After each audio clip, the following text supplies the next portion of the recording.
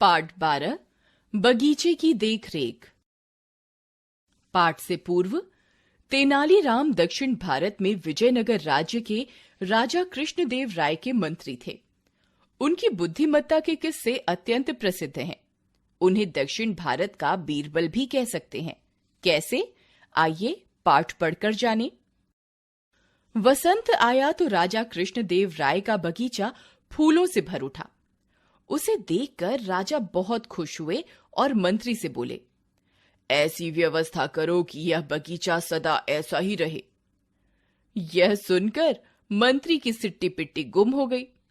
भला फूल सदैव खिले हुए कैसे रह सकते हैं? हाथ जोड़कर मंत्री बोला, महाराज, बगीचे को सदा ऐसे ही रखने का काम तो केवल सेनापति ही ठीक प्रकार से कर सकते हैं। राजा कृष्णदेव राय ने शीघ्र सेनापति को बुलाया। सेनापति हाथ जोड़कर राजा के सामने हाजिर हुए। राजा ने अपने दिल की बात कही। सेनापति घबरा गए। बगीचे को सदा हरा भरा रखना तो असंभव है। उन्हें तुरंत ही एक उपाय सूझा। हाथ जोड़कर बोले, आपकी आज्ञा शिरोधार्य है महाराज, किंतु बगीचे की सुंदरता तभी तक रहती है जब तक परियां इसमें आती रहें। सेना देखकर तो परियां डरकर भाग जाएंगी। मेरे विचार से इस कार्य को तेनालीराम अच्छी प्रकार से कर सकते हैं। उन्हें बागवानी का शौक भी है और परियां उनसे डरेंगी भी नहीं। बेचारा तेनालीराम फंस गया। राजा ने तेनालीराम को बुलाकर आज्ञा दी, मैं चाहता हूं कि मेरा बाग फूलों से सदैव इसी तरह हरा भरा रहे। तुम इसका ध्यान रखोगे। सावधान, कोई भी फूल मुरझाने ना पाए। आज से बगीचे की देखरेख का कार्य तुम्हें सौंपा जाता है। सुनकर तेनालीराम के होश उड़ गए, किंतु राजा का आदेश है, अब कुछ नहीं हो सकता।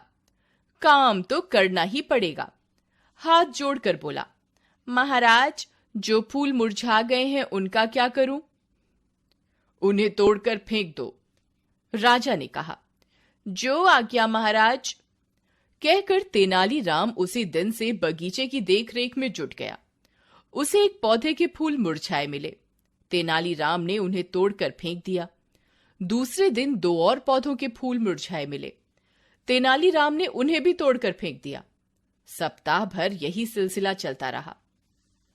एक सप्ताह बाद राजा उस बगीचे में घूमने गए। उन्होंने बगीचे में फूल कम देखे। राजा सीधे तेनालीराम के पास पहुंचे और बगीचे में से फूल कम होने का कारण पूछा। तेनालीराम एक पौधे से मुरझाए फूल तोड़ रहा था।